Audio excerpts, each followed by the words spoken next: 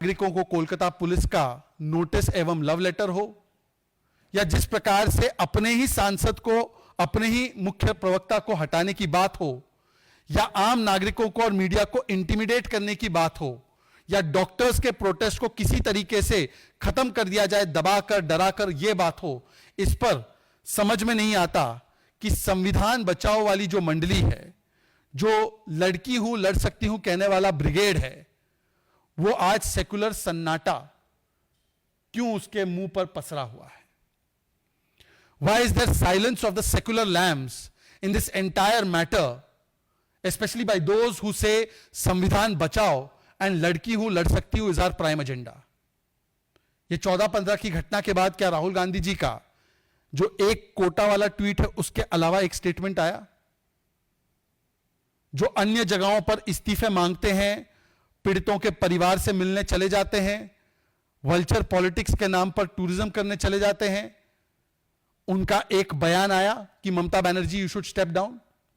Priyanka Chaturvedi ji, Priyanka Vadra ji, Atishi ji, Aam Aadmi party, Akhilesh Yadav, और बोलेंगे भी कैसे? यह पूरा collision of conspiracy of silence है। वो बोलते कन्नौज में आप मुझसे सवाल मत पूछो और कोलकाता में हम आपसे सवाल नहीं पूछेंगे, और कन्नौज से लेकर कोलकाता पैटर्न एक ही है, विक्टिम को ब्लेम करो, विक्टिम को शेम करो और बलात्कारी को बचाओ। आप देखिए अयोध्या और कन्नौज में वो अपने नवाबों को बचा रहे, मुईद और नवाब को बचाने का प्रयास किया जा रहा है, और कहा जा रहा है कि बेटी जो आती है निषाद समाज से, जो माइनर है, उसका डीएनए टेस्ट हो जाए, उसका नार्को टेस्ट हो जाए। और यहां पर भी एक प्रकार से इंटिमिडेट किया जा रहा है ताकि बेटी को न्याय ना मिले। साइकोटिक कह दिया बेटी को, सुसाइड कर दिया बेटी ने, यह कह दिया गया। संदेश खाली में भी यही कह दिया गया कि यह महिलाएं झूठा आरोप लगा रही है। शाहजहां के साथ खड़े हो गए। उत्तर दिनाजपुर में जब ताजमहल ने एक महिला के साथ उत्पीड़न किया तो महिला को कैरेक्टरलेस कहा गया और ताजमहल के साथ खड़े हो गए। नाडिया ड्रेप केस में बच्ची के साथ बलात्कार हुआ, नाडिया ड्रेप केस में बलात्कारी को क्लीन चिट देते हुए कहा गया कि बच्ची जो है वो लव अफेयर कर रही थी।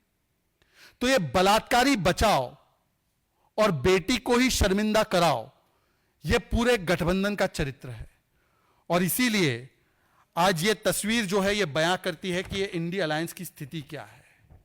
ये इंडिया अलायंस की स्थिति इस प्रकार से है कि सभी लोग चुप है।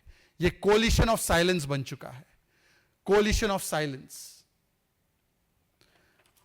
अब भी बंगाल में जब हम बात कर रहे हैं तो एक और वहां पर घटना हुई है। एक आदिवासी इलाके में बुर्दवान में एक 22 साल की बच्ची का गला काट दिया गया है और उसका जो खून से लथपथ शरीर है वो मिला है। मुझे लगता है कि इसके बाद भी जब पश्चिम बंगाल महिलाओं के लिए लगातार सबसे असुरक्षित जगह बनती जा रही है, आज भी अगर ममता बनर्जी जिम्मेदारी उठाने के बदले उनकी प्राथमिकता यह है कि मीडिया को डराओ, डॉक्टर्स को डराओ धमकाओ, आम नागरिकों को डराओ धमकाओ, तो ऐसा लगता है कि रविंद्रनाथ टैगोर जी ने तो एक बार बंगाल के विषय में कहा था, भारत के विषय में कहा था कि where the mind is without fear and the head is held high. जहां मन भयमुक्त है और मस्तिष्क ऊंचा रहता है। आज अफसोस के बाद साथ यह कहना पड़ रहा है कि ममता बनर्जी के बंगाल में आज महिलाएं भय में जी रही है और मस्तिष्क को छुपाते हुए जी रही है।